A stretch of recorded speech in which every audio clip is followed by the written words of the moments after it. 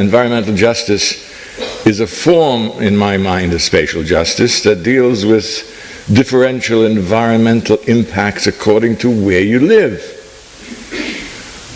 And this has been brought to the surface by the environmental justice movement, that poor people generally, minorities generally in American cities, most often African Americans, but also others, tend to live compacted in areas where they just happen to be the largest number of hazardous waste centers, where the level of water pollution is higher than in most places, or the level of air pollution is higher than in most places. And so what we have here, the environmental justice movement in the courts, there's a lot of interesting intersections between space and legal studies these days, but the environmental justice movement in the courts has added discrimination by location to that long list: race, gender, class, sexual preference, etc., disability, age, all of that long list of particular discriminatory practices. We finally get added a spatial variable there, depending on where you live, is going to shape the reception of just distributions and effects. Not just from the environment, but of course from other decisions being made. So locational discrimination is another kind of example. I got carried away with sort of just trying to think. I did the other night, sitting, trying to go to sleep, thinking about examples to illustrate it, because I don't quite talk about it in this way, in a systematic listing way like this in the book. But here's another one that's very dear to my own regionalist heart, and that is injustice that comes from geographically uneven development. This can be done on different neighborhoods and areas of a city, or more often in different regions of a country. That some regions are going to be very advanced in their levels of development and other regions very much behind. This is also true of north-south, first world, third world relations as well, at a global scale. So there's a kind of global scale of spatial injustice that has to do with maldistributions of wealth and of opportunities and of income and so on. And it works also at a national scale, and it works also at a metropolitan scale. Now, this is where there's a lot of interesting theory going on, that geographically uneven development is almost inevitable. So some degree of inequality is always going to exist. But the question with regard to this particular example is, when do we feel we need to intervene? How great must the disparity be between regions, between neighborhoods, between parts of the world, before it is absolutely necessary to intervene? Of course, political positions are going to vary on this, but this becomes another interesting example, another way of looking at the notion of spatial justice. I've already sort of mentioned the next one on spatial prohibitions, but this is related to some interesting architectural questions in the past. What would a non-sexist, non-patriarchal city look like? It certainly is not the normal city. The normal city is built and shaped by male interests for male purposes on the whole. And this means that there's a kind of injustice that takes place with regard to gender. And it has to do with race, of course, and so on, with almost any other location, any other kind of key variable. And this becomes, in part a kind of, can be translated into a kind of question of design, recognizing that when you put your pen to paper to do designs, even for buildings, or certainly for larger scale clusters of buildings in urban design, that what you're doing is not politically innocent, that there's something built into the design process that is shaping space in particular ways. And it can be shaping space in ways that promote the advantage of one person type or group over another. I'm not saying you should be thinking of every single possibility of discriminatory practices when you're designing, because you'll never design, you'll be paralyzed. But at the other side, don't go to the point where you think that there's nothing, no implications of your design for these larger kinds of issues. Okay, straightforwardly maintaining public space. This is something that some who see spatial justice put at the focus. And of course, part of this is being stimulated today by the Arab Spring and the power that has come from public spaces like Tahrir Square and other public spaces in the Occupy movement, for example, that guaranteeing or trying to keep public space functioning as public space against enormous, increasing, intensely forms of privatization is also a form of struggling for spatial justice. Displacement of the poor by gentrification is sometimes too much the focus of the Right to the City movement, that it becomes focused entirely on gentrification, because gentrification typically has this impact on displacing poor people out of the gentrified areas. And then I just left as a question mark, are gated communities fundamentally unjust spatially? And if so, what policy should we have towards gated communities? I don't have a very easy and clear answer for that. I just raise it as another part of thinking spatially about justice, equality, and fairness. Now, this is as important as anything I'm saying tonight. In order to really appreciate and understand what I mean by seeking spatial justice, it's necessary to have a particular way of thinking about space that is not widely adopted. Architecture is clearly one of the spatial disciplines, but its spatial thinking has certain qualities that don't fit what I'm talking about here. There's some richness in architecture, but much of it sees space only as material form. Right? And what I'm saying here is that we need a new spatial consciousness to understand and activate, if you want, the concept of spatial justice. And I try to do this in four key theses or steps or whatever, observations, to illustrate this different way of thinking about space. And it starts with something that seems so obvious today, but was a kind of radically new idea when it first came out from the pen of one of my favorite figures, Henri Lefebvre. By the way, he's very active in Montreal as well. And the notion is that the spaces that we're talking about, the spatiality we're talking about, is socially produced. It's not a given form, a material form only. I don't want to say it's not, space doesn't have a material form. Of course it has a material form. But when we're talking about spatial justice, we're talking about socially produced space. Created, made human geographies. We make our geographies, our human geographies. And one of the first steps in this kind of thinking is to recognize that we make these geographies, these forms, we design them. An architect should be able to grasp that very easily, that urban space is socially produced, national spaces are socially produced, the global economy is socially produced, collectively produced. The right to the city idea that Lefebvre also initiated was based on the idea that our spaces were being socially produced by dominant forces that we don't have any control over.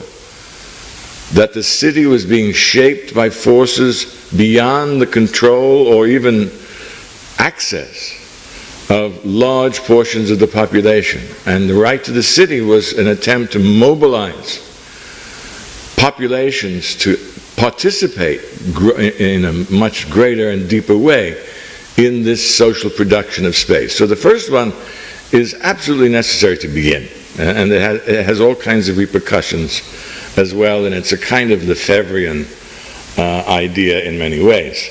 The second one is a little more from Foucault, right? And that is to recognize that the geographies that we produce can be unjust and oppressive.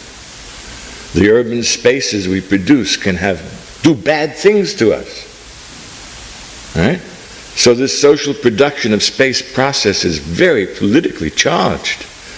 It can produce terrible things. It can increase domination, it can control people, it can people's lives, it can increase exploitation, misery, poverty, everything. And this was a major realization from Foucault. And it's an integral part of the first step, all right? Socially produced space. If you start saying, well, we make our geographies, but we often make them in ways that can have negative consequences, that can build in what one philosopher called structures of advantage and disadvantage into geographies. Structures that sort of maintain themselves and reproduce themselves by reproducing injustice, inequalities, unfair, unjust geographies. And so this is the second step in this new kind of consciousness. The third step is also vitally related to these two. If we produce this is why the production of space is so important, because if we produce them and it's not given by nature, Mother Nature is producing, no. God is not giving us these spaces, nor is it just some sort of neutral event that the earth gives us. We produce these spaces. We've been producing urban spaces for 12,000 years. And we've been creating problems through this social production of space through 12,000 years. And now we're becoming more aware of it than ever before. And so that's the idea here, that if we produce bad geographies, that's a simplistic way of describing it, we need to organize to change those geographies. We made them, we can change them. God made them? Oh, well, I don't know. Mother Nature, well, can't fool Mother Nature. But if we produce the geographies, a kind of second nature that we have produced, which is what happens when we first settle down and form urban settlements, as I say, 12,000 years ago. It's not a coincidence that Jane Jacobs is related to a lot of these thinkings and arguments. We need to organize to change these geographies for the better. The last point is a point that relates more specifically to struggle for spatial justice, and that is that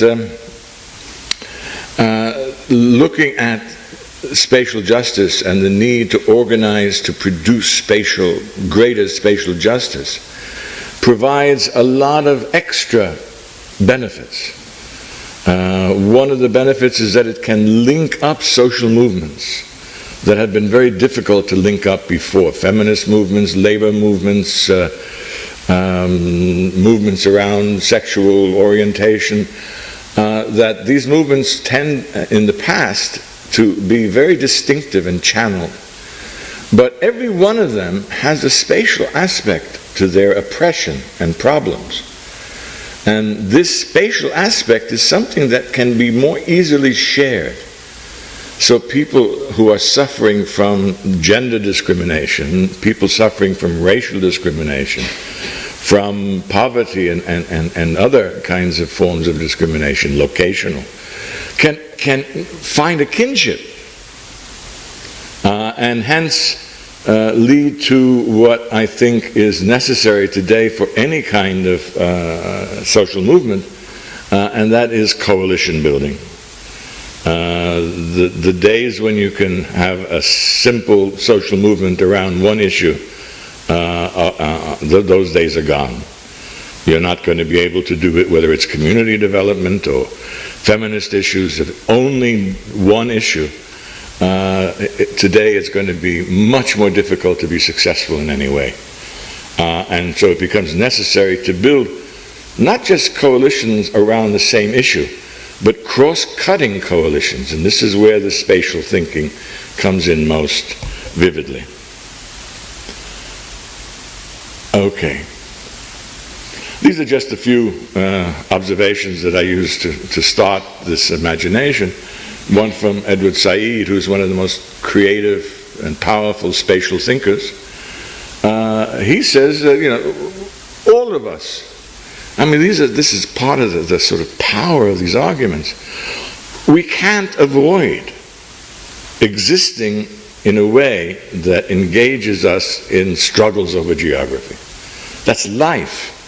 We are spatial beings, and we're always involved in some degree, whether it's where you put your pants on in the morning. I'm not saying these are all urgent spatial issues, but you're always involved in some struggle that has to do with trying to shape your environment while your environment is shaping you. I once called that the socio-spatial dialectic.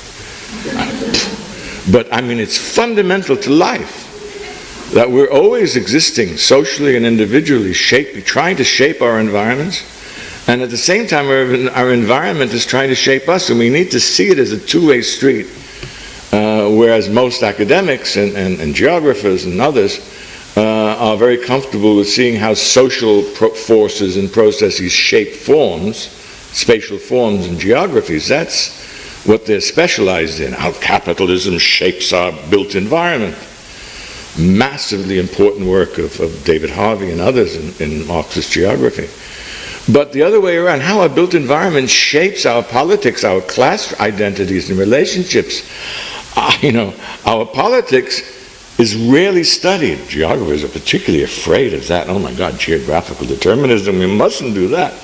But secretly, geographers, and secretly architects too, really believe in some form of spatial determinism. I'm not sure that that's what I'm trying to promote, but we really need to be much more sophisticated about how the spaces we produce shape our behavior. Here again is another area that architects, I think, can contribute significantly. They have scale problems, architects. Architects have real problems thinking regionally, but they can go down to the body pretty well. They can go to a building pretty well, and they can go to clusters of buildings. That's about it, because then the rest of the world is clusters of buildings. And that's not the world that I know.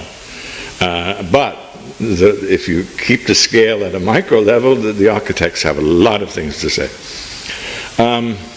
Struggle over geographies. Again, justice cannot be seen independently from the urban condition. It's rooted in the urban condition, not just because, the statistic about most of us now live in cities, which is such a cliche these days. Everybody who talks about cities in the urban world can't resist saying, in 2007 the United Nations announced that the majority of the world's population lives in cities. No, much greater is the fact that in 2007, 70% of the wealth was concentrated in maybe 500 cities in the world, and that 85% of the innovation was concentrated in 40 cities. That these kinds of concentrations are astounding and unjust and worthy of being recognized to try to sort of encourage some change, but not just a simple statistic. But he says, above all, the city, and this has always been true, but it's perhaps more important to insist on this today, that the city condenses the many tensions and contradictions that infuse modern life. Here are my starting points for almost all of the work I do as a kind of assertive critical spatial thinker, and that is, whatever your interests are, architecture, butterflies, it doesn't matter. Whatever your interests are, they can probably be significantly advanced by adopting a critical spatial perspective. You're going to find it sort of leading to new insights that you may not have been thinking about before. And then in particular, spatial thinking can not only enrich your understanding of almost any subject, and here was again the basis for shifting attention from just theory into the translation of theory into practice. It has the added potential to extend our practical knowledge into more effective actions aimed at changing the world for the better. I mean, these are my assertive arguments and beliefs, and they are behind what I have been doing for 30 more years. So that was the end of part one. Part two is reflecting a little bit of what I'm trying to do here, and my next book is going to be called My Los Angeles. And it's a kind of treatment of all of the work that I've been doing over the last 30 years on Los Angeles, bringing it up to date with seeking spatial justice and some other kinds of arguments. And again, I've always been uncomfortable talking too much about Los Angeles because people get very offended by it. What was it? One of the film, I think, I forget the name, was Will Smith and The End of the World. What so was it? But the film, allegedly, when it had New York City being destroyed, the audience was quite calm and serious. But when Los Angeles was being destroyed, there were cheers in the audience. I'm not sure if this is true, but that's what the story goes. And because it's hard to talk about, but sometimes Los Angeles asserts itself so powerfully that you can't avoid recognizing it and trying to learn from it. And this starts with number one here, that seeking spatial justice through labor community coalition building has probably advanced further in Los Angeles than any other major U.S. metropolitan area.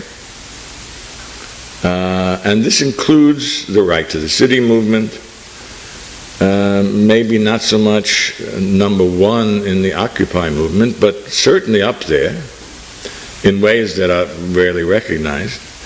And in terms of labor community coalition building, to do innovative things with spatial strategies, that's my subset, if you will, Los Angeles has been extraordinary. And has a base that it's achieved that is not really there in most other cities in the United States. I reserve this. I don't say Canada, I don't say North America. I know enough about Montreal to realize that I can't say that without doubt. So I need to know a lot more about Montreal before I can do that comparison. But certainly, just for our purposes here, that I think people in Montreal, no matter how advanced these are in Montreal, I think can learn something interesting from LA. Now, I'm going to go over this quickly now. Why this is true, why did this happen in LA? Well, part of it is because the restructuring process has been so dramatic. The change over the last 30 years has been enormous in LA. I mean, it's almost impossible to grasp how much LA has become a completely different kind of place over the last 30 or 40 years. But one of the features of what's been happening is a deepening of fundamental inequalities and injustice. So in a way, the geography of LA is more unjust than the geography of most other cities.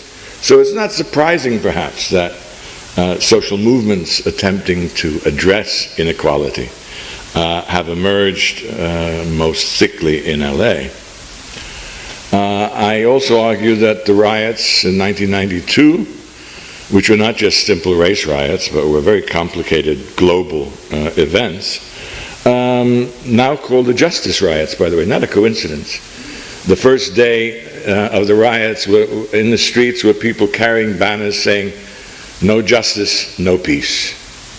And this was the kind of real theme of what was happening, much more than, although it certainly was a kind of race riot as well, a racially motivated riot, but it was well more than this, cutting across all kinds of lines of class and gender and race and ethnicity and so on. And it stimulated a kind of growing recognition. This is one of the reasons that I think stimulated the intensity of the grassroots movements in Los Angeles, is that after 1992, people suddenly realized that the government is not going to be able, no matter what government we're talking about, local, state, provincial, national, federal government, they are not going to deal. The problems are so enormous. The inequality is so great. The United Nations after 1992 said what happened in Los Angeles is part of a kind of politics that's going to spread around the world about urban poverty. And partly it's coming from the fact that inequality in the United States is the greatest economic inequality, the greatest ever in American history, and greater than any other industrial country. But the most unequal city or place is Los Angeles, and New York, they say. But Los Angeles, they say, has inequalities that are now comparable to Karachi, Calcutta, Mexico City, and so on. And so in some ways it's not surprising that this happened. Another factor in this was that there was a kind of political dampening that came from this realization. A lot of very progressive people on the left, were accustomed to fighting the state and demanding more from the state. And then they began to realize the state's not going to help you. And so many good lefties left politics because you could enjoy Los Angeles on another level if you get out of the political realm, enjoy the beaches and the skiing and so on. And there was a lot of lost political vigor in Los Angeles after '92. But at the same time, the poor, the largest agglomeration of the immigrant working poor in any city on earth is now in the center of Los Angeles. 5 million people, perhaps, from every developing country in the world, now clustered together in a large-scale agglomeration that New York is much more fragmented, London is much more fragmented, Paris, but in Los Angeles it's very much more cohesive in many ways. And from it are coming new ideas. The big comparison I make is with Manchester in the 19th century, where, as Engels found out, or suggested, that the agglomeration of the poor and the proletariat in Manchester was going to generate new ideas about radical labor movements. And indeed, that's what happened out of Manchester. The Labour Party and the labor movement in Britain was stimulated most by events coming out of, and forces coming out of Manchester. And so again, we have some of these grassroots forces coming from Los Angeles and their particular extraordinary population, demography, and geography. And here gets my spatial geography plugs in again. Distinguishing these movements in LA from their counterparts elsewhere is the fact that they are much more spatially conscious, according to the way I defined it, in that pragmatic and new way, than are social movements in other major metropolitan areas. This is one of the questions I would have about Montreal, how explicitly spatially conscious. Yes, all of these movements are spatial because everything can be made spatial. But is there an explicit spatial consciousness? Let's use spatial strategies and so on. I would like to find out, because this is what I think was happening in LA. And hence it becomes a center for specifically seeking spatial justice. University connections, well, I have a big thing about the urban planning department playing a key role in all of these developments. Geographers and planners and some architects becoming deeply involved in these social movements and playing a vital role in most of them, not all of them. But I won't want to dwell on that, because I just want to give some examples, and the main one I want to talk about is the Bus Riders Union, because we don't have too much time. But these are the three major ones that are now lapping over into a kind of strengthened Occupy movement as well, which is I'm trying to study, but I didn't write about in the book, of course, because it was happening afterwards. But I want to take some time with the Bus Riders Union. The Bus Riders Union was an organization coming out of a very remarkable and unusually radical organizing center called the Labor Community Strategy Center, run by a couple. He is one of the major labor leaders in the past for the automobile union, fought against the closure of the automobile plants in LA, and has been a major organizing anti-racist figure in the United States. And his wife is an architect, a critical architect.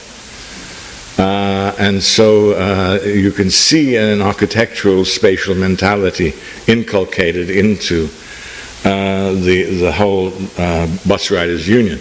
Now, the Bus Riders Union was an organization of what the strategy center called the transit-dependent population.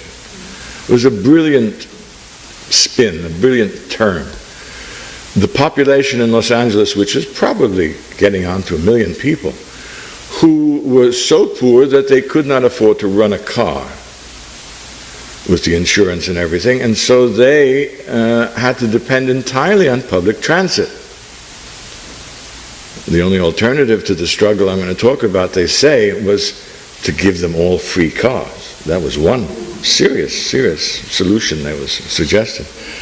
But instead, what happened is that they brought the Metropolitan Transit Authority to court. The MTA was in the midst of a massive $30 billion fixed rail project, and the idiots at the MTA decided to raise the fares of buses. This meant that this million poor people, the transit-dependent population, were going to suffer from the rail building. And so they went to court and sued the Metropolitan Transit Authority on a civil rights case, claiming discriminatory practices by overemphasizing the rail versus the bus system. And basically made the argument that there was an injustice built in to not just the differential investment between rail and bus, but into the very nature of the proposed rail system, which was a very traditional rail system going from the center of Los Angeles outward to the suburbs in like spokes of a wheel, which had almost no benefit to the core poor population who have multi-locational jobs. They need to go Monday here, Tuesday here, and go around in very complicated paths in their employment.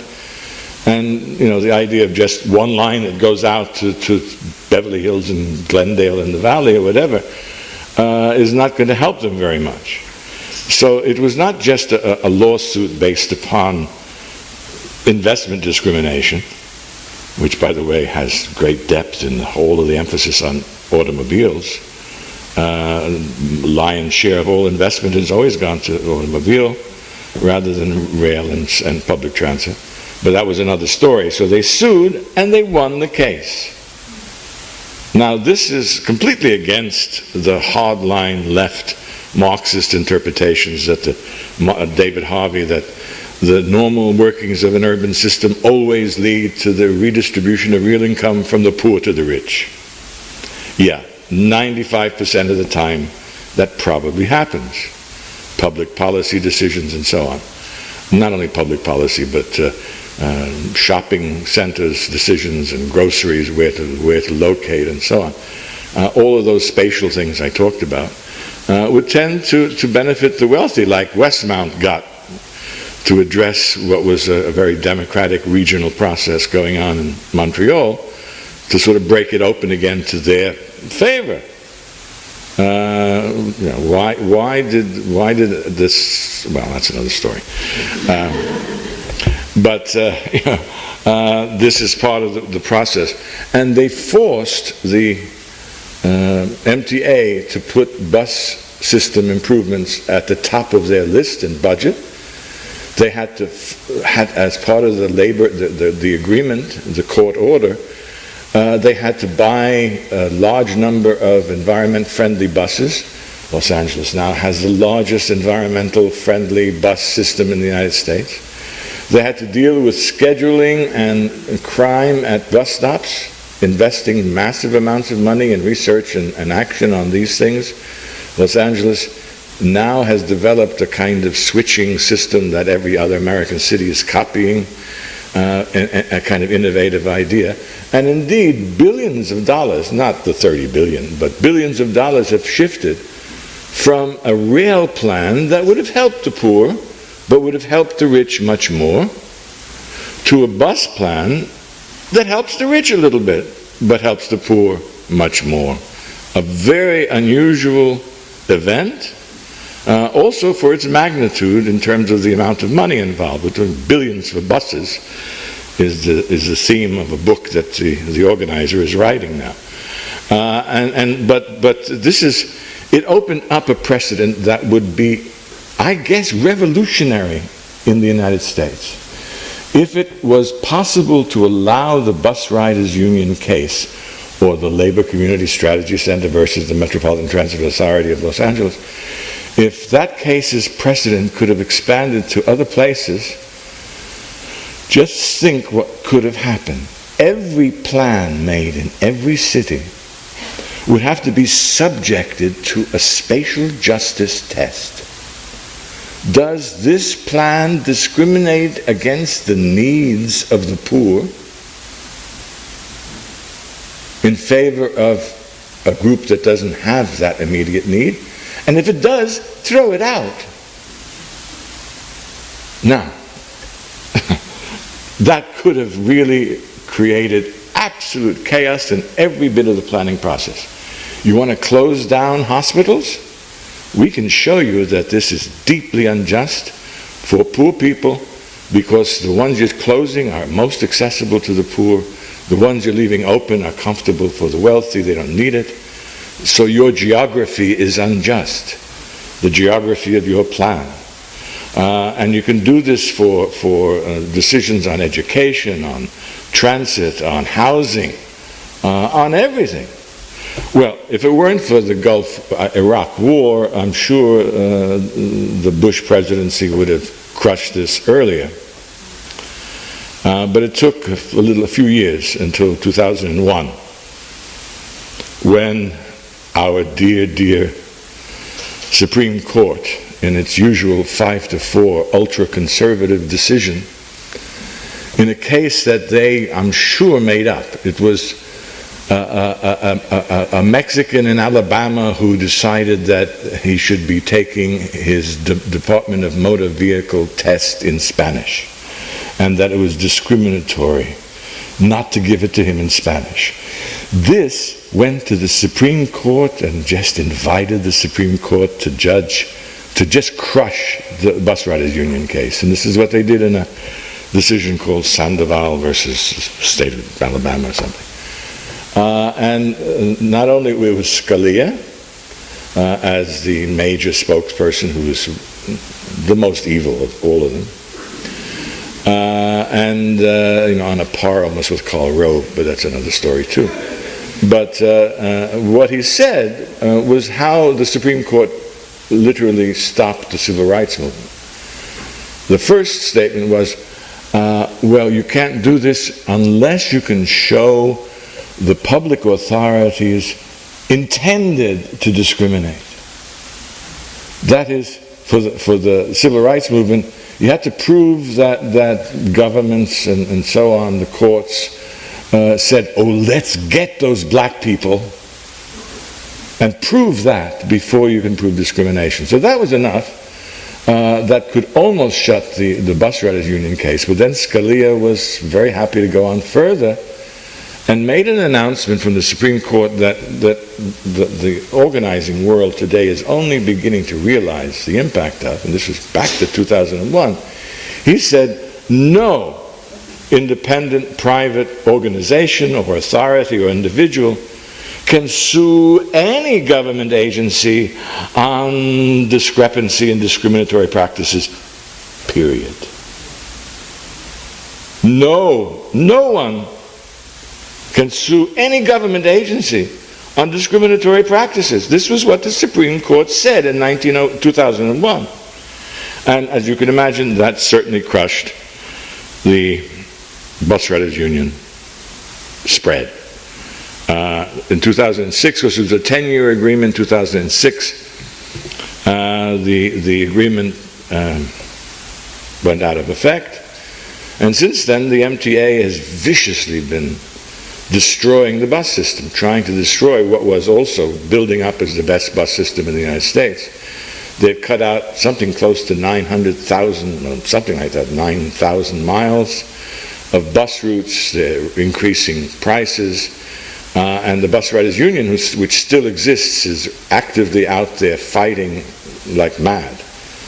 Right now, in fact, this week, there's a major demonstration going on because the federal government did a special survey of the MTA and of transit in Los Angeles and came out saying that they violate in many, many vicious ways all civil rights. I mean, terrible discriminatory practices, the worst they've seen in the United States. And nothing happened. They had sort of buried it in LA. And so the Bus Riders Union is out there in the streets trying to say, listen, we just have evidence that they're doing this. We have to fight against what they have been doing since. So the Bus Riders Union is not dead, but it's certainly different from what it was when its case was in force. As you can see, there's a very strong Korean participation. Here it is in Spanish as well as in Korean. A very strong Korean activism in LA, Korean workers. Sandoval, Alexander versus Sandoval is what I was talking about in 2001. And with old Los Angeles, you can do most of these examples. You can teach a course based on your videos and DVDs. There's a Bus Riders Union film. There's a Justice for Janitors film. The Bus Riders Union film by Haskell Wexler, a very prominent, very progressive director and producer in the United States, in Hollywood, on the Bus Riders Union. He spent something like 3 or 4 years with it. This was a background to the movement. Justice for Janitors could have started it, and they were successful in Jobs with Justice, a living wage campaign. I don't have time for all of this. I just want to briefly mention what's at the bottom, the Los Angeles Alliance for a New Economy, which is another one of these very important organizations. These are the Justice for Janitors people with their demonstration in Century City in Los Angeles. Very strategic demonstration, knowing when to provoke the police to violence so that it'll be on the evening news. And they could sue the city successfully, which is what they did. Remember 1990, June 17th was the time of this demonstration. It's now celebrated as Workers' Day around the world. I don't know if you recognize it here, June 17th. Here's another picture. They do a lot of work with part-time, with day workers. Temporary workers, justice for them. Again, the word justice is there all the time. Here's some of their examples. Again, Service Employees Union. And Bread and Roses by the well-known British director Ken Loach is on a bilingual film on justice for janitors. And this new group, which came out from a lot of university ties, this group, Los Angeles Alliance for a New Economy, has hired something like 40 of our students from urban planning over the years in every kind of position, research and so on, everything. And so what does this do? This is, remember I said one of the special things about LA was this two-way flow, an intense flow between the university and the community. And part of it is that the students carry the stuff that they learn in courses, all kinds of courses, into the community. And we have a community scholars program which brings leaders from the community into our department to take any course that they want. It was a very successful and very important program that facilitated some very interesting two-way flows here. Lane is important for two things. One, it led a fight, really the most successful fight against Walmart superstores. I'm sure many of you are aware of these kind of struggles, but how they did it through, again, like the Justice for Janitors movement, which was begun because researchers in urban planning went out and showed that janitors were getting lower pay in Los Angeles than janitors in New York and Chicago and downtown San Francisco. And this spurred the movement. what happened with the anti-Walmart campaign is they discovered something really wonderful and wild.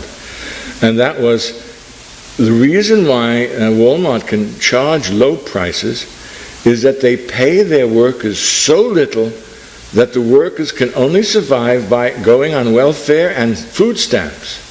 And so they discovered that the amount of savings that you would get from the low prices at Walmart was less than the taxes spent for the welfare of the workers that Walmart hired. And so there was also a film here called, yes, The High Cost of Low Prices, another DVD. But the other thing that is also happening from Lane is something called community benefits agreements. I don't know if you know about business district things in the U.S., organizations fostering business and investment. This is one of the few fostering neighborhoods. In L.A., and there are about 80 projects of this, lots of projects already. In L.A., any developer who would like to invest in whatever, Universal City, big buildings, big shopping centers, would not be stopped, but they would be forced into what is called development with justice. That they are legally required to negotiate with local, and they're called local coalitions, to obtain an agreement for spending money to improve social benefits in the area in return for smoothing the licensing and other processes going on for the developer.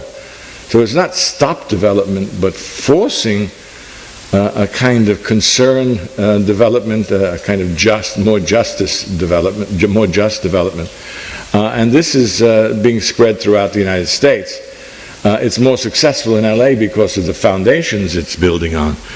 So I gave this lecture at Harvard, at GSD actually, and one of the organizers in Boston came up and said these community benefit agreements really don't work in Boston. And I said, why? He said, because the developers, we don't have those local coalitions, and so the developers go out and pay some people to form a local coalition, and then negotiate with their puppets, and nothing happens. But in LA, that won't happen. Okay, so that's the end. The last one is the Right to City Alliance, which, unlike what David Harvey says in his new book, didn't start really first in Atlanta. It started in LA, with attention being given to Lefebvre, which he says didn't happen. It did happen. And it's been now growing all over the US, and I'm not sure if there are alliances that spread into Canada now. I know there's a right to the city movement in Montreal. And it's, to me, the carrying forward of the whole idea of seeking spatial justice. Here's just a bit of background. One of the things that came out of this is something called community-based regionalism. It's another form of coalition building I just worthwhile mentioning, because I'm very much ending this now. And I'm saying, is there a link to the Occupy movement, Montreal connections, question mark? I've just been told about the red box graffiti because I'm doing an analysis of how graffiti artists are interacting with the Occupy movement in Los Angeles. And so there's a lot for me to learn about Montreal. And so summarizing, these are just the arguments I've been making. Justice and justice are infused into the multi-scalar geographies from the body to the global economy. Social justice and injustice are concretized in space in unjust geographies. And these unjust geographies can be changed through social action and political action. And there's the ending, a challenge to the city building professions, all of you. Architects, designers, planners, urban and regional planners, on how to deal with the unjust geographies that we live in. Thank you. Psychogeography and like the concept of mental maps and people kind of projecting, having their own kind of idea of the way geography works and their own space. How do you think this fits into, I mean, when you talk about creating a sort of a just geography for people, people are going to interpret that differently based on where they go. Is there any, should that be taken into account? How can you deal with that? Well, yeah, I mean, you're identifying an area that's very interesting, but it's not quite as developed as some of the other parts of geography that work on mental maps. But yeah, the way we perceive the world, we all carry mental maps in our brain, in our heads, and they shape a lot of what happens. And indeed, it becomes a target for organizing to try to open up those mental maps to another level of political sophistication, to become more aware individually and personally of the injustice of these geographies. And we have mental maps, and we test them as geographers to make people draw maps of wherever they live and whatever.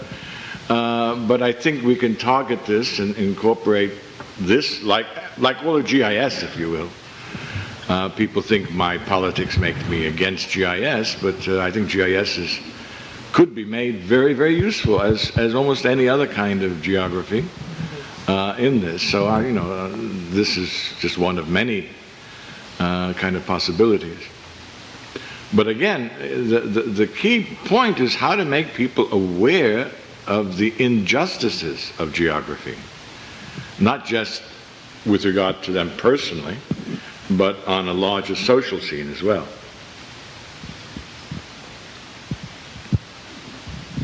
Hi, thanks. What do you think about things like the city repair project in Portland? The city of?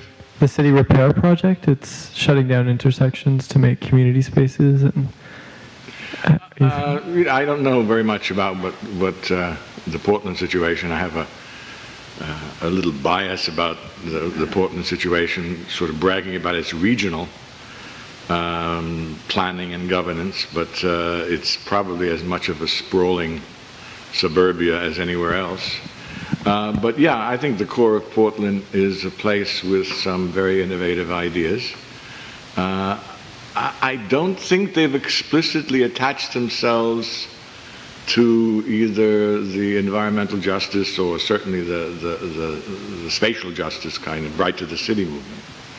I may be wrong, maybe they have, but I don't know enough about it to sort of do anything other than say that it doesn't surprise me that Portland is generating some interesting ideas.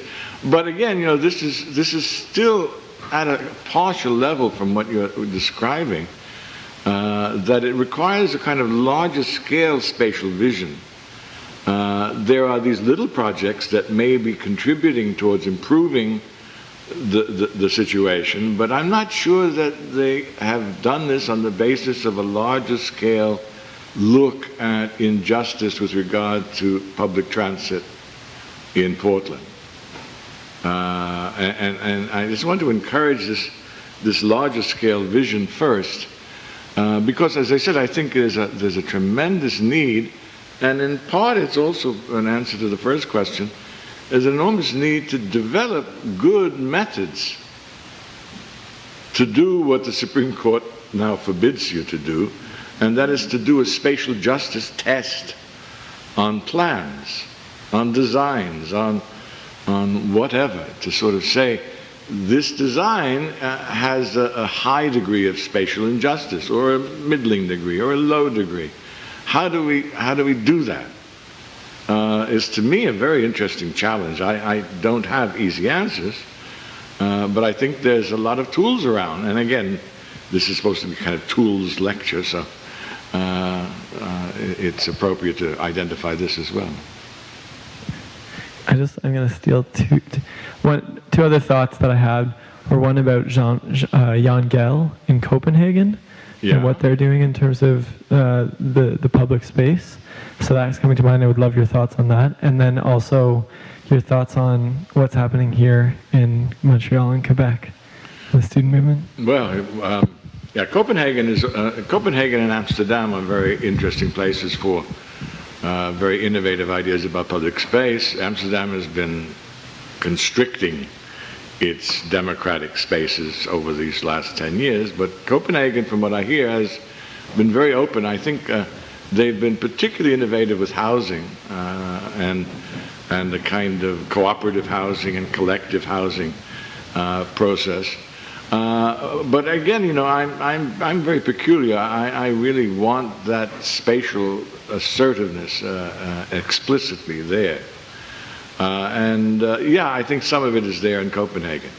Now, Montreal, I really just don't know about. I'm just picking up bits and pieces of some things that are very exciting. I know, I just checked, and nobody here seems to talk about it, but there was some Charter for Human Rights and Responsibilities in 2007 in Montreal, in which Montreal attached itself to the International Charter for the Rights to the City.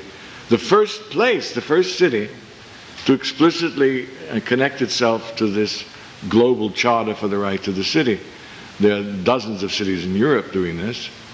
And so Montreal has been innovative for a number of years now.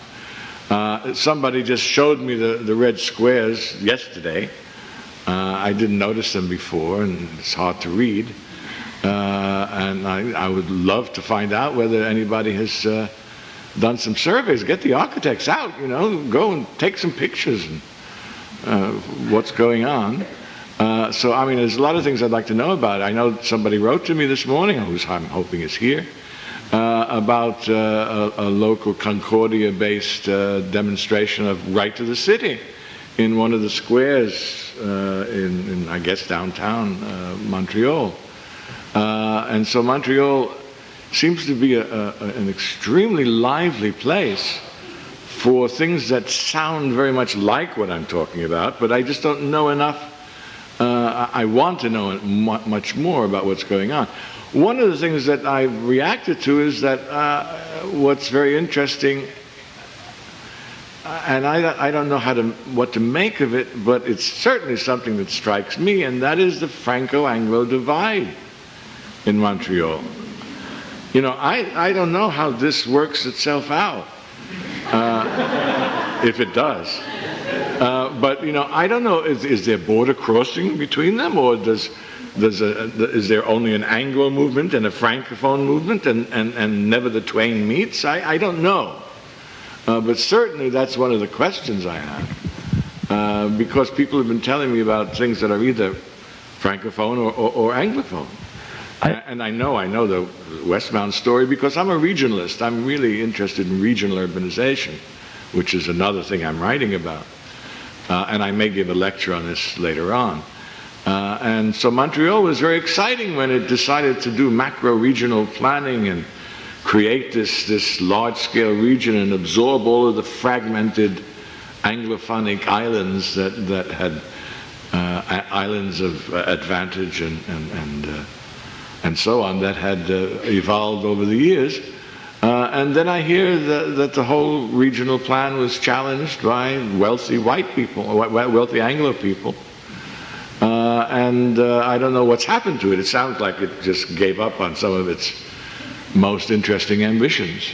So I want to also know more about what's happening with regionalism in Montreal, because again, regional issues are very important even for what I was talking about here. I would say I think there is a pretty healthy mix of French and English. There is a interlap and exchange. I'm perfectly bilingual, and a lot of organizations, there's a crossover. I think that the language divide is evolving quite a bit, or shrinking or blending. And Westmount's not just Anglophone. Hey, thank you. Yeah, no, thank you. Thank you. Okay, here I am. I was wondering, I was sort of going to ask whose justice we're talking about and whose advantages, because presumably the moment, you know, say someone is being discriminated by a certain system, be it the transportational system in LA, we could assume that there's also people who, for whom there's advantage generated in that discrimination. And then, so the question is, within what framework can we develop a moral and ethical understanding of how we determine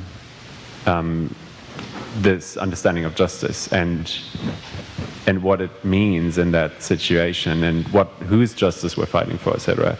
So how do we then tie these thoughts to practice? Like, where do we have these conversations? What are the forums in which we can have these conversations, and how can we tie those conversations to what's happening in practice? Well, at one level, there's an easy answer that there are clearly oppressed minorities that have a premium with regard to the social movements that I'm talking about, and that the injustices are concentrated there, and the struggle needs to be around, the classical division by wealth and poverty in the city, that the wealthy get their way with urban policy and urban decision-making more than the poor, and that in some cases we have a desperate situation. These transit-dependent population, that's why that's so important, because you answer who, it's the transit-dependent population that was the relevant group in the bus riders union. But before I get to that, staying with that easy part, there's a really difficult part, answer to your question, that is very much related to the Occupy politics and attitudes, in that they're trying to achieve a kind of leaderlessness, acephalous anarchist kind of openness, because they don't want to be controlled by any kind of outside authority. This is related to the absence of singular kinds of projects and visions. It prevents me from calling what they do spatial, because I don't know, they might not even want it. But what was interesting in LA, again, related to Occupy, LA is usually ignored in sort of the new studies on the Occupy movement that are going on, although it was the longest lasting, the only one in which the police started bringing food to the occupying people, and the only one in which the city council unanimously voted to support the Occupy movement. But when the city council announced that it was in complete support of the Occupy movement and wanted all banks that do business with the city of Los Angeles to show this responsibility that the Occupy people were fighting for, the leaders of the, well, not leaders, I can't call them leaders, lots of members of the Occupy area, people, came out and said, this city council, they're just rich people, we don't want their money, we don't want their leadership. They rejected this support by the city council, as they rejected union support, as they rejected any kind of outside support that threatened to challenge their, I guess there's a wonderful word that they use which seems very spatial to me, horizontality. And this horizontality makes the question of whose justice and who benefits and so on really complicated.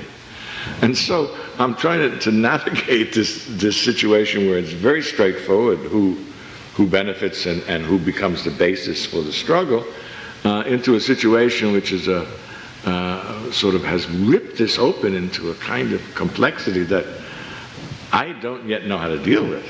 It's very interesting, but it seems to be going in directions that I don't know how to interpret. So I don't.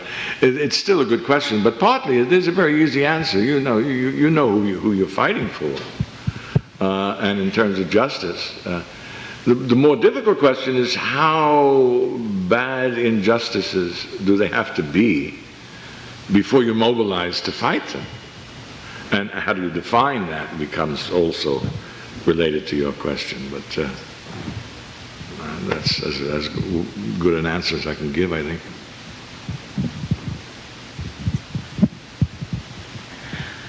Yeah, so I was interested, you spoke earlier about the fact that there's a certain concentration of poverty and migrant labor in Los Angeles that I think you named as one of the reasons why this kind of organizing has been able to take shape.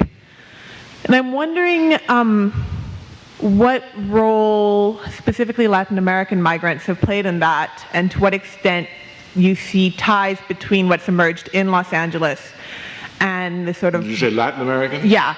yeah, I'm thinking just the, yeah, about, I guess about a more present, more current history of collective struggle in Mexico. We see what's happening with the elections now, and to what extent that sort of culture or history of collective resistance has informed the way in which migrant laborers have been able to claim these rights that the sort of traditional American union system has kind of given up on. Yeah, the Latin American connection is very, very complicated and very interesting. Not just the Mexican. The justice riots in LA, for example, the Mexican-American barrio was very quiet. Almost no participation, no struggles, no looting, no arson, no anything. No demonstrations.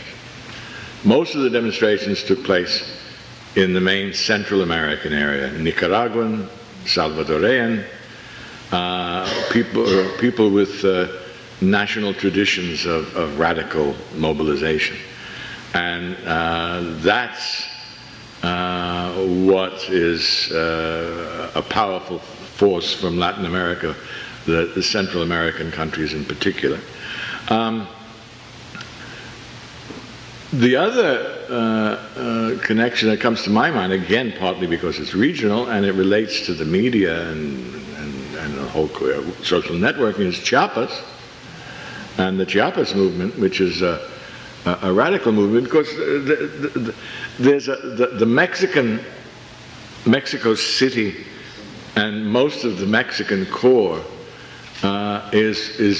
there's no real stimulating political force that's coming into LA or coming out of LA into Mexico, in part because everything is blocked by the drug problems on the border. The maquiladores used to be an organizing focus, but given what's happening with the drug lords, it's difficult to get back to that as an organizing focus. So Mexican and American kinds of relations are not playing a very big role in this. And if anything, they're playing a sort of slightly conservative role. The mayor, there were very high expectations for a mayor who was brought up in labor unions and so on, labor community organizations and labor struggles in Villaraigosa. He's been a very conservative mayor and totally ignores the bus riders union and talks about railways to the sea and all kinds of other dreams. So it's very complicated. I don't know what's also happening with ties into Venezuela and Bolivia and other, Argentina and other developments. There are not that many happening in LA. It's mainly the Central American connection is a vital one, and they were very involved in '92. They've been involved in almost everything, and they stand out. The Koreans stand out for the Asian involvement. The Koreans have been very much involved in all of this, not just as the receivers of black anger in '92, but as activists, organizations for immigrant workers. But the very beginning of the question that you had is what excites me so much about this agglomeration of the working poor, as I called it, I'm afraid connects up into some very technical stuff in geographical economics today that is beginning to argue something that even in my wildest dreams of asserting the importance of geography, I couldn't dream of, and that's what Nobel Prize winning people are now beginning to suggest, that agglomerations, urbanization, economies, things that come, magical forces that come from urbanization that we don't know about because nobody studied them ever. But these are now being recognized as the primary causes of economic development, technological innovation, and oh my God, cultural creativity. You know, Michael Porter, a business professor at Harvard, and Richard Florida are making millions of dollars out of this. Porter's Mr. Cluster and Florida's Mr. Creative Class and City Planners. There's no one more influential on planning all over the world than Richard Florida. And what he bases his inspiration on is a tiny book by Jane Jacobs called The Economy of Cities, 1969, which is the start of it all. I mean, really theoretical development economists who won Nobel prizes have said, oh, this is the most inspirational book in the world. Jane Jacobs, she should have won a Nobel Prize. She can't do it now because she's dead. Of course, the Economist Prize, you have to be alive. And the textbooks are now saying this, that cities generate a force that is the primary force for economic development, and they call this Jane Jacobs externalities. I mean, we've got to stop these economists from dominating this. Architects and planners and geographers and sociologists and anthropologists need to begin to recognize this extraordinarily powerful force that's coming from cities that we know so little about because nobody studied it except this weird woman writing this in 1969 when everybody thought she was crazy. No, it's true. There's nothing else. What's the literature? There's no other literature. There's, what's his name, Agglomeration Economies, Marshall, the economist at the turn of the century. That 2 books. All of social science ignores urban spatial causality. Geographers are afraid of it. Architects keep it secret. They think they can shape, Le Corbusier, architecture or revolution. That's the ultimate statement of this belief that architecture design can shape behavior. But we're talking now about all economic development, all cultural, all artistic movements are urban generated. Is all art urban art? Oh my God. There is that possibility, and there's no literature. Nobody's doing this. Look up urban art in all of the art history books. Where do they tell you? Çatalhöyük. That's Jane Jacobs' place. It's very weird. But this is what I'm arguing behind what I said about this agglomeration of the working poor being very generative of these social movements in Los Angeles, like Manchester. Engels said, a lot of things about other things, housing, planning, is never going to work because you have to transform the whole system. But what he did say, and he noted concentric zones and so on that the Chicago School took up. But what he did say was that, the density of people interacting, workers and people, reserve army and lumpen proletariat, and proletariat seeing each other every day and interacting and eating together, and they're going to start getting ideas. This is what Jane Jacobs said. It's not because people are smarter in cities, but because this sort of thickness of social interaction encourages new ways of dealing with problems. I want to say this, and I do say it. I do make this claim, but there's almost no basis. There's no scientific or objective or analytical work on this. This is one of the greatest frontiers in the world, and I'm so excited in my old age about the geography stuff, but nobody else seems to be excited. Very few geographers seem to be excited. But there's so much there, and it's so fascinating. Art being creativity coming from people face-to-face contact in cities. Wow. It was very exciting, very interesting. I'm sorry, this is what keeps me going. 2 things. One, an invitation, and the second thing, a question. I work as a community organizer in a neighborhood in Montreal, which has a long history of fighting for housing, questions around space, questions of memory in the neighborhood, questions of identity. So perhaps after I can give you my card and maybe you can come for a visit. It's not that far from here. It's about 15 minutes. I think you get a good sense of Montreal and some of the history and the present issues. Anyway, we'll talk about that. My question is, why are you reticent to consider gated communities as an example of spatial injustice? when I think of gated communities, I also think of them in terms as a project that's in construction just a few streets from here on St. Catherine, which is a 450-unit condominium project.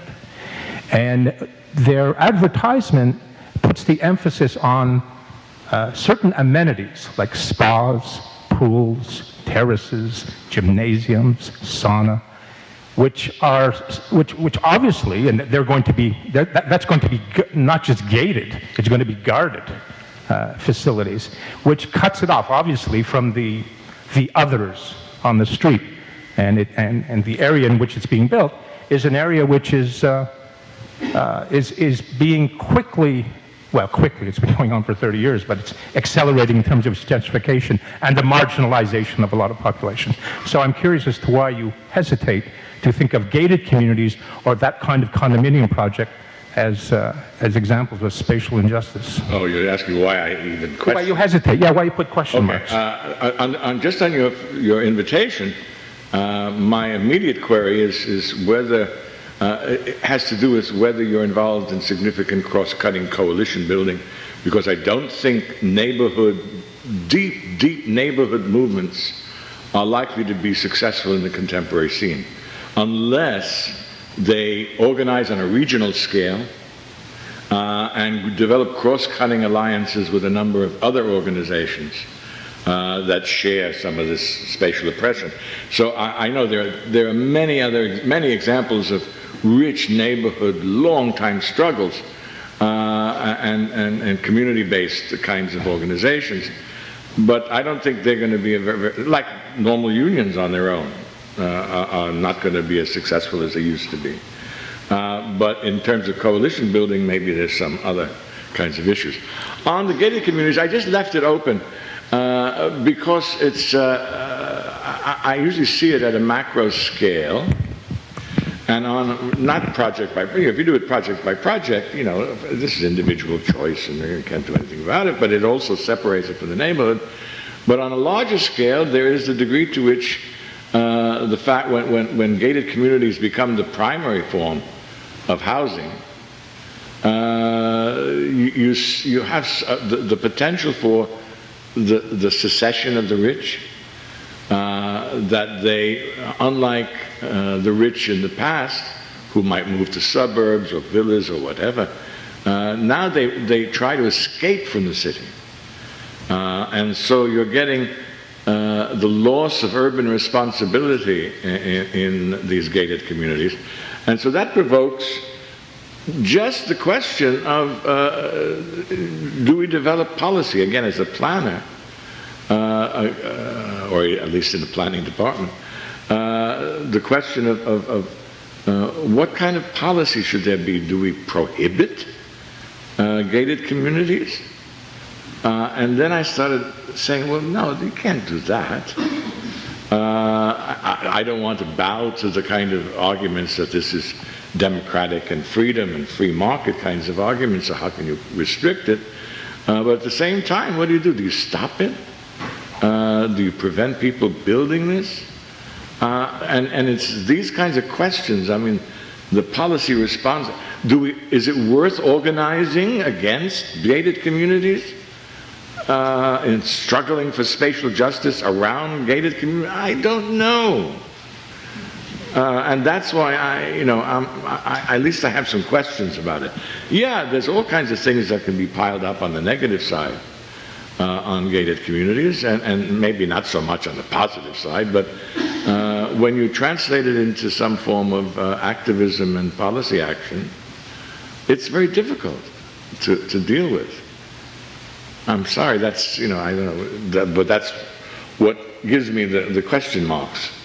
But makes me list it. I mean, it's there as a possibility, but I'm not sure if it's as important as the others that I was listing.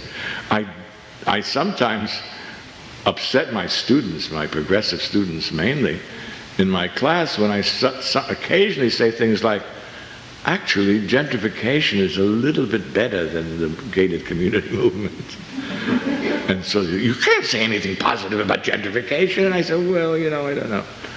It's not quite as bad as it used to be in comparison to this large-scale development of gated communities. where people are trying to completely escape. At least the gentrifiers are committing themselves to the urban, to the city. They may not be aware of their negative effects. Maybe they are aware of their negative effects, and they'll still do it. But sometimes gentrification looks better than the secession of the rich into gated communities. I don't say Soja said gentrification is good, please.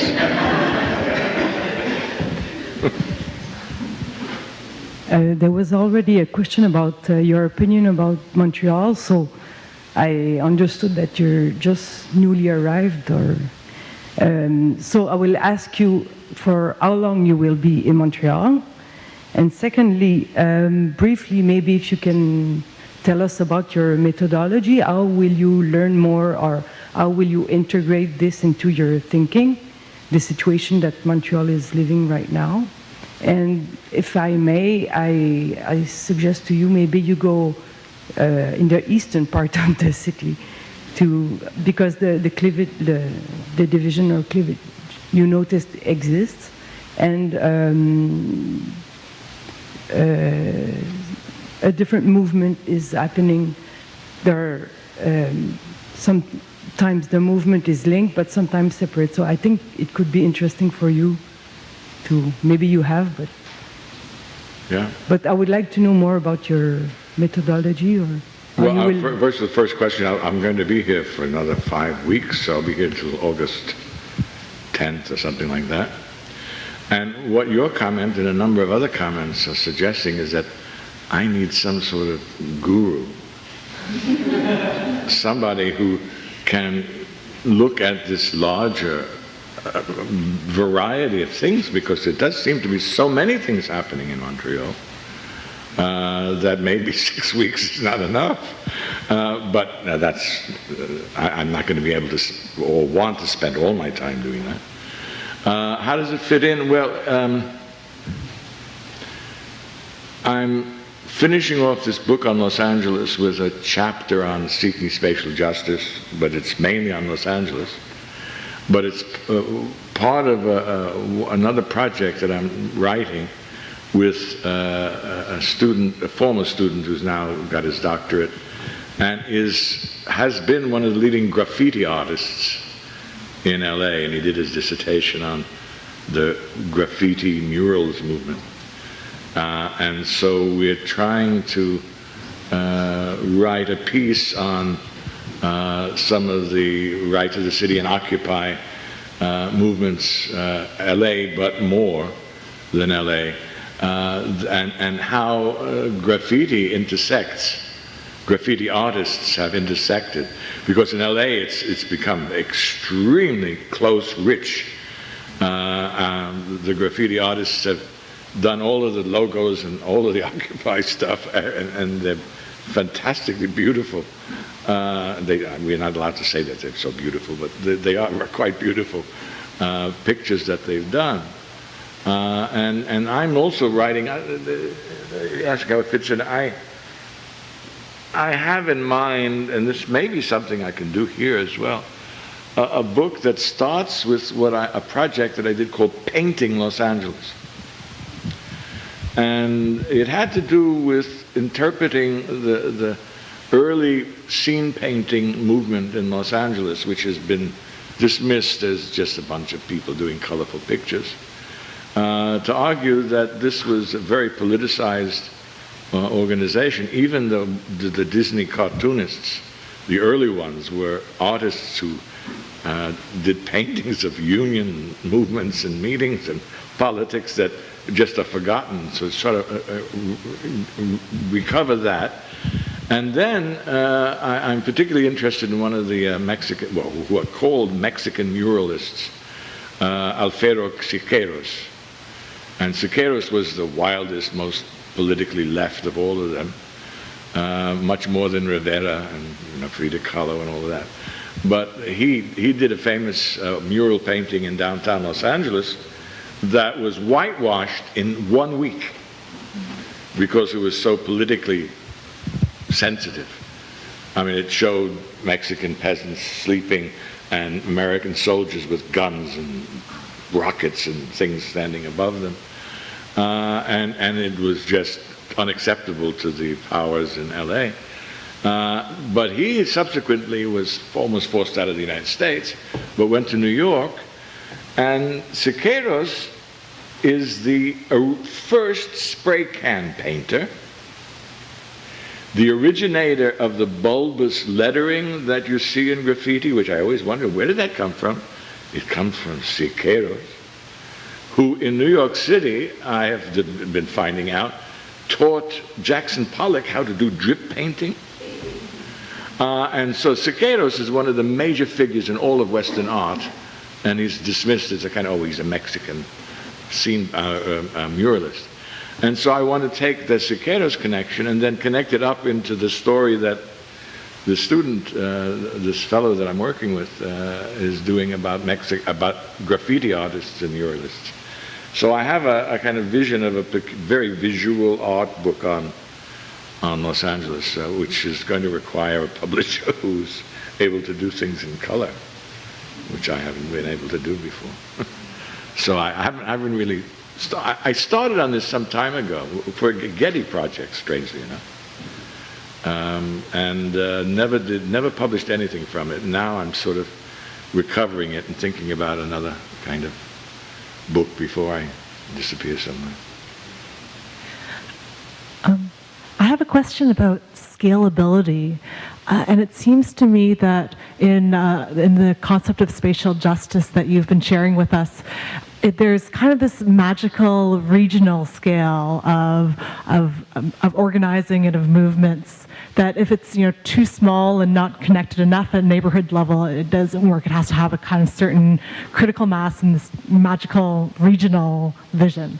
So, and I wonder if there's a way that then extends to some of the more global geography issues that you also brought up earlier in your thoughts tonight.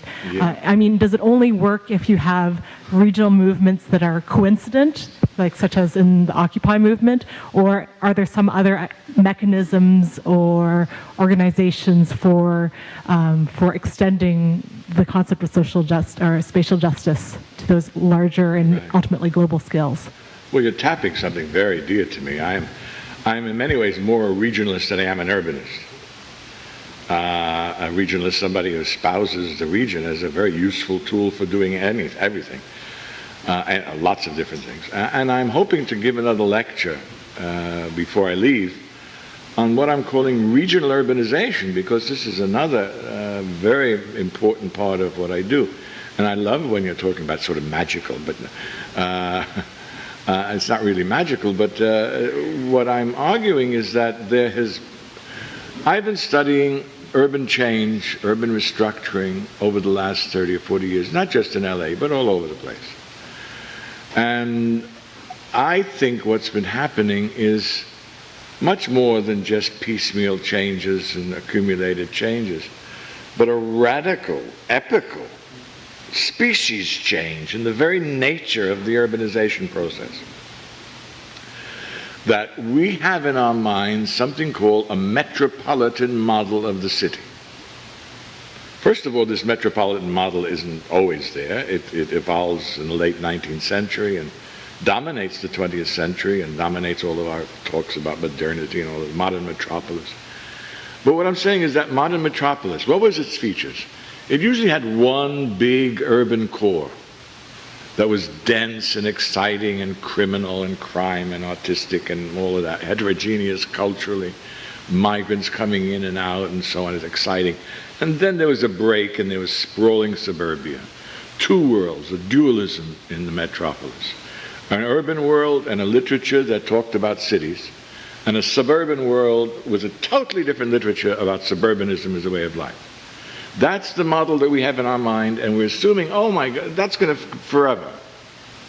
That all we're seeing is little changes, or maybe big changes, in a little bit about that metropolitan model. You know, edge cities, outer cities, boomburgs, post-suburban. These are 1,000 words of people sort of saying, oh my God, this is changing entirely. And I'm arguing that it is changing.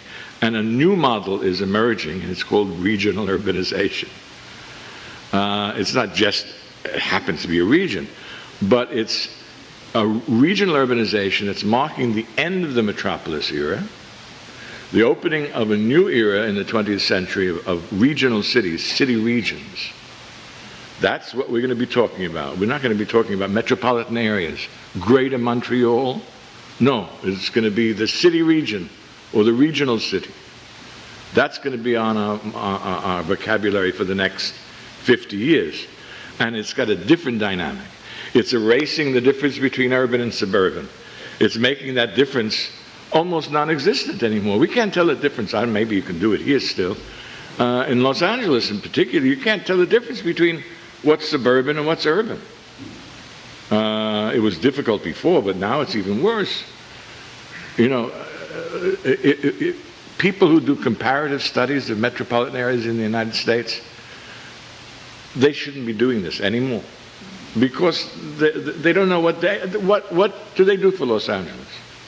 What they typically do is take the city of Los Angeles, half of which is still classically suburban, the San Fernando Valley, much of it, and they take the city of Los Angeles, that's 4 million people, the rest of the county of Los Angeles, 6 million, 7 million more, 85 municipalities, that's suburban.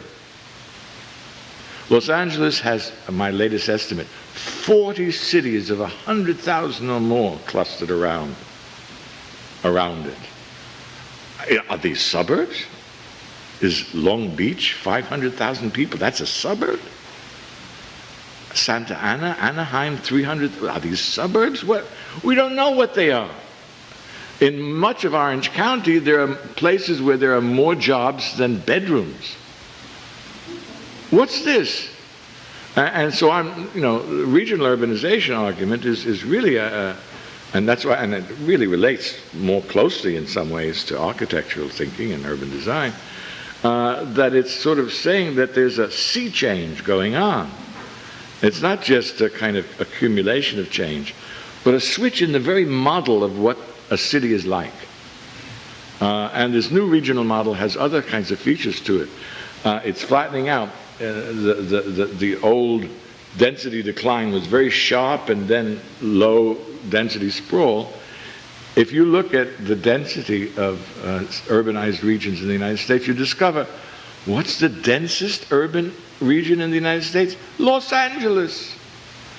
Los Angeles is denser than New York or Chicago or the Bay Area or Washington or whatever, because Los Angeles has a peak in the middle with, it lost 1.5 million domestic blacks and whites and got 5 million migrants.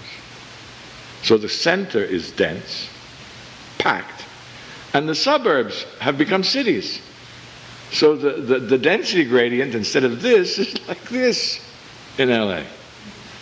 And this is something, again, studying LA made it even more vivid than many other places, but I think something like this is happening everywhere. Washington, D.C., Maryland and Virginia around the District of Columbia are now becoming urbanized.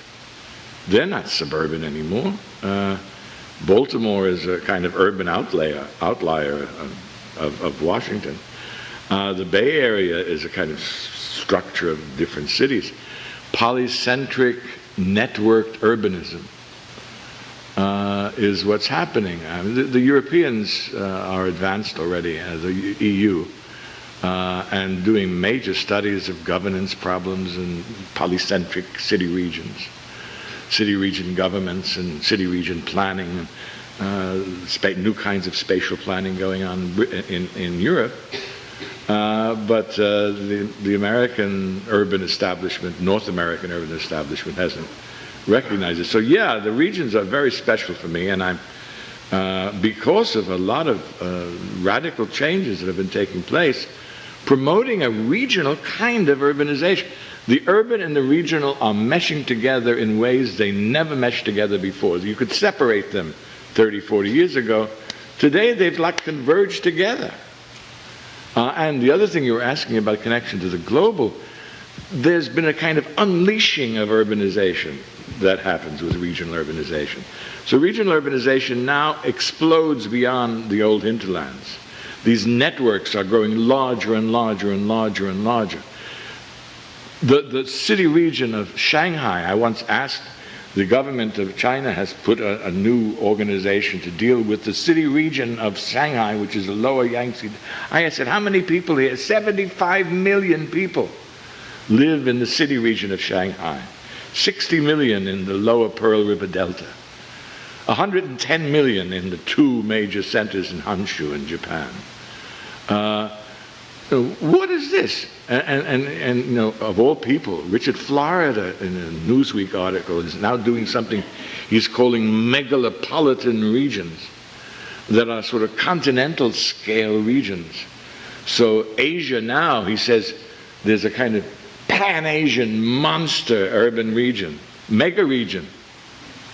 That's the word, being mega city region, but mega regions. The whole vocabulary is changing to capture this. And in Asia, it's 600 million people. In Europe, it's 300 million. In the United States, it's around 250 million. These giant continental urban cores that, you know, regional urbanization is going everywhere. The whole world is becoming urbanized. I've been writing about this. It's not just the cities that are becoming globalized. The globe is becoming urbanized. The Amazon basin is urbanized. Siberia is urbanized. The Sahara is urbanized. The Antarctic ice cap is urbanized. It's not that it has big cities with skyscrapers. That's not what I'm talking about. But it has the features of urban control, culture, spreading over it. It has increasing settlement that is shaping what's happening locally. And even if there's small settlers, not necessarily. Well, the Amazon, I've got a student now who's doing major work on Manaus and Belém. They're becoming million cities. They just discovered that, oh, I'm sorry, you opened up a very interesting area, but they just discovered in the upper Amazon that there was traditionally, pre-Columbian, cities in the rainforest. You know, everybody says you can't have cities in the rainforest. The soils are so bad. You can't do agriculture. Well, you know, one of my colleagues actually was a physical biogeographer, and she was also arguing that she discovered that what they did in these ancient urban areas was to use charcoal and mix the fired charcoal into the soil, the dead soil, and sort of livened the soil and made it relatively possible to grow crops. In the past, it's been forgotten. And now it's sort of coming out again in some of these things. So yeah, there's a kind of, the regional urbanization process that I'm studying in urban contexts is also unleashed to the globe in another process, an extended form of this, that I'm also interested in, but I mean, it's enough to just make the argument about regional urbanization.